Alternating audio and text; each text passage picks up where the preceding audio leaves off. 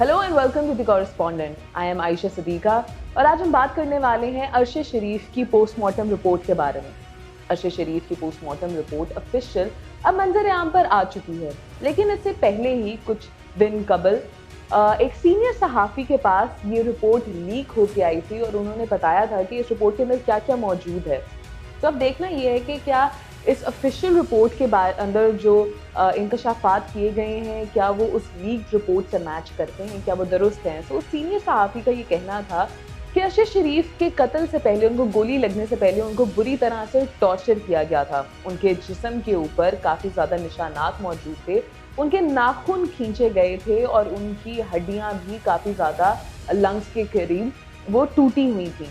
इसके साथ ही साथ उनका कहना था कि ये एक मिस्टेकन आइडेंटिटी का केस नहीं बल्कि एक टारगेटेड किलिंग है, क्योंकि जिस तरह से उनको निशाना बनाया गया था, जिस तरह से उनको मारा गया था, उनकी गोली लगने से पहले वो साफ साफ बताते हैं कि उनके पीछे कुछ लोग पड़े हुए थे जो कि उनको मारना चाहते थे।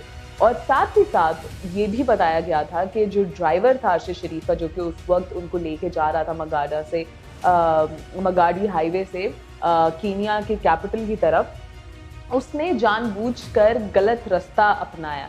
तो जो सबसे ज़्यादा यूज़ होता है मगाडी हाईवे का जो रूट, 23 अक्टूबर की रात को उसने एक लंबा और एक ऐसा रास्ता जो कि ज़्यादातर इस्तेमाल नहीं किया जाता वो लिया। तो इससे पता चलता है कि सब आपस में मिले हुए थे और ये एक प्री प्लान्ड किलिंग थी अरशद शरीफ को मारने के लिए।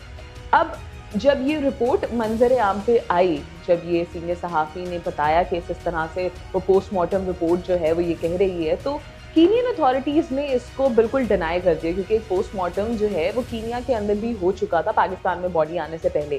और उन्होंने कहा कि उनको इस तरह के कोई भी निशानात नहीं मिले थे जो कि ये बताएं कि अरशद शरीफ के साथ टॉर्चर या उनको मारा गया था उनको गोली लगने से पहले, और इन्फॉर्मेशन ज़्यादा वो देने से अवॉइड कर रहे थे। इसके साथ ही साथ कुछ दिन पहले ही हमारे इंटीरियर मिनिस्टर राना सनाउल्लाह ने भी कहा था कि अब तक जो इन्वेस्टिगेशन टीम कीनिया से इन्वेस्टिगेशन करके पाकिस्तान आई है, तो उनके पास जो एविडेंस है वो यही सजेस्ट कर रहा है कि अरशद शरीफ को टारगेट किलिंग का निशाना बनाया गया, ना कि मिस्टेकन आइडेंटिटी का। लेकिन फिर हुआ कुछ यूँ कि कीनियन अथॉरिटीज़ जो थी उन्होंने इसके ऊपर कोई स्टेटमेंट देने से मना कर दिया, और जब भी बात करते थे तो दे डिनाइड। उनका कहना था कि नहीं, ये उनके पुलिस ऑफिसर से गलती हुई है, चोर थे, ये था वो था, उनको कर रहे थे पीछा, और उसके अंदर ही अरशद शरीफ को गलती से मिस्टेकनली कोई और समझ के गोली मार दी गई।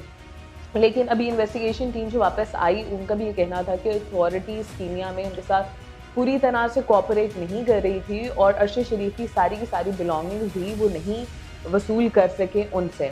अब बात करते हैं जो ऑफिशियल रिपोर्ट पोस्टमार्टम की मंजर आम पर आई है, उसके अंदर ये कहना है कि अरशद शरीफ की बॉडी के ऊपर गोलियों के निशान के अलावा, जो उनके सर पे और उनके एक लंग्स के ऊपर लगी, उसके अलावा 12 जख्म के निशान पाए गए हैं। ये टिम्स की रिपोर्ट है, जो कि पहले भी जो लीक रिपोर्ट थी उनकी तरफ से थी।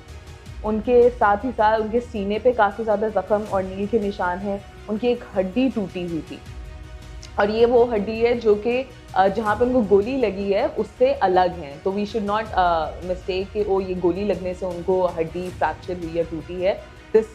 ये जिस पर्टिकुलर हड्डी की लंग्स की बात हो रही है, यहाँ पे दूर दूर तक गोली नहीं लगी थी। उसके साथ ही साथ उनके 4 नाखून मिसिंग हैं, मौजूद नहीं हैं, और उसके अलावा दूसरे हाथ के बाएं हाथ के 4 नाखून नहीं हैं, और दूसरे हाथ के उंगलियों के ऊपर काफ़ी ज़्यादा ज़ख्मों के निशान पाए गए हैं। उसके साथ ही साथ उनके बाजू के ऊपर भी निशानात पाए गए टॉर्चर के, और उनकी आँख के पास भी एक ज़ख्म था जिससे पता चलता है कि उनको मारा पीटा गया था। तो ये है पोस्टमार्टम रिपोर्ट, जिससे ये पूरी तरह से वाज़ेह हो चुका है कि इवन बिफोर मिस्टेकन आइडेंटिटी, जो भी आप कह लें उस केस के बारे में जो बताया जा रहा है, वो किलिंग से पहले भी अरशद शरीफ के ऊपर टॉर्चर किया जा सका था।